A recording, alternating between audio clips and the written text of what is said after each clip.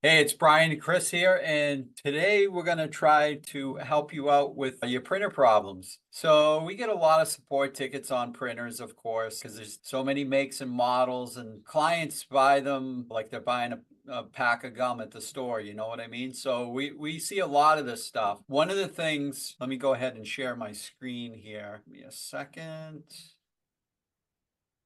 Okay, so now I'm sharing my screen. Can you see my screen, Chris? Yep, I see it. So if we go on to this tab here, this Boston Globe tab, I just want to show you, I think it's Control P, right, to print Yep. out of Chrome. But if I click there, one of the things you have to remember is most of the Windows operating system comes with Microsoft Print to PDF out of the box, and Chrome's got its own PDF printer. So one of the things that we see a lot of is a lot of these what they call SaaS-based or browser-based applications nowadays, because everything's going to the cloud. Sometimes we have clients where the program does a print to PDF or prints to the printer and it cuts things off, right? So sometimes we have to help clients adjust the margins and things like that. So if you click under more settings here, you can go under margins and you can make the minimum margins, right? To basically help where the program falls down or the printer falls down, you can basically make some adjustments here, right? So you can see that the margins, but then you get other stuff cut off. So this is an area where you can work with, and you can also scale. You can put a custom scale and you can make this, for example, 80%, right? And you get a nice preview here in Google Chrome. You can also, if you're not printing the back, if you don't see the graphics in the background, you might need to check this box and things like that, black and white versus color.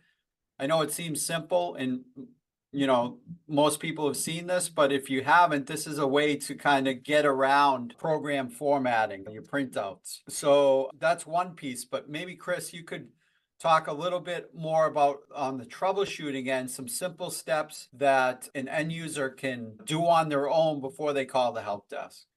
Yeah, so this is one of the things I noticed a lot with like laptops is depending on, how your network's configured, a lot of companies have like a internal Wi-Fi and a guest Wi-Fi. More often than not, someone goes, "Hey, I can't print to my printer or it's unavailable, it says offline." The first thing I usually check if it's a laptop that is what network they're on. Because if they're on guest, it's not going to be, at least it shouldn't communicate with the internal network unless there's something botched in the configuration. But always make sure you got to be on the same network as the printer. So, the IT person might ping the printer to make sure that your device can reach out to it. So that's usually one of them. Another one is if you come into settings here and you're in printers, right? Let Windows manage my default printer.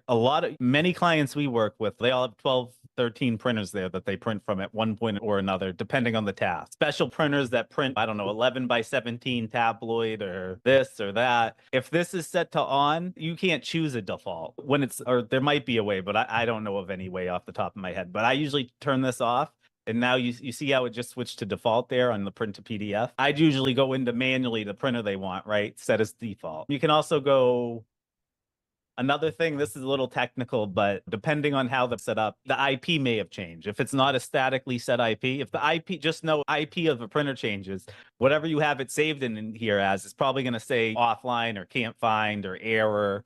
And that's because an IP change occurred. Usually you'd want to set a reservation or statically set that in the printers. You can get to the printer. They got like a little management portal if you can get there from the IP in a browser. Typically, we do that for the clients. Right. Typically, your people would do that for you.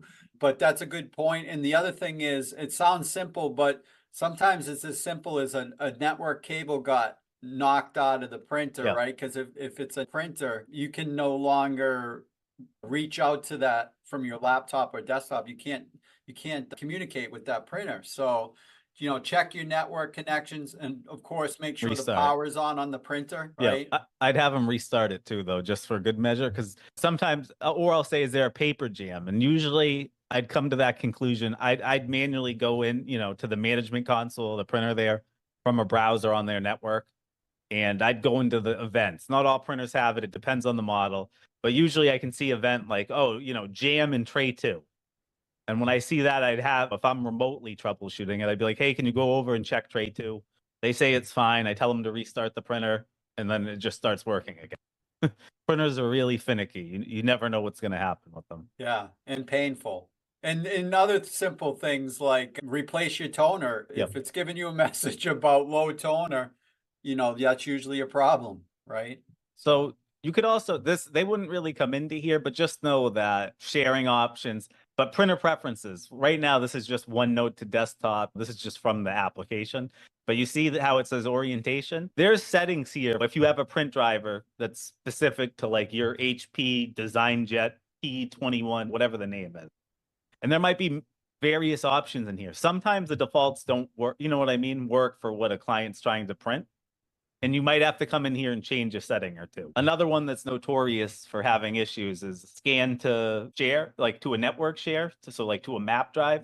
A lot, usually on a server, we set up something called scans, and then each user has a folder with their name in a scans folder.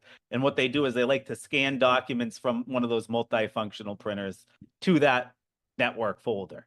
It'd be using SMB share, and that's a mixed bag depending on the model. And generally, we try to steer clients towards something like scan to email because it's incredibly useful. If say they're not in the office, they're working remotely, but they need something scanned to them. Unless they have a VPN, all that configured, scan to email, someone in the office can go scan a document, choose them from the address book, and then it goes right to their email. Yep. Excellent points. Thanks, Chris. Thanks for your help. Have a good one.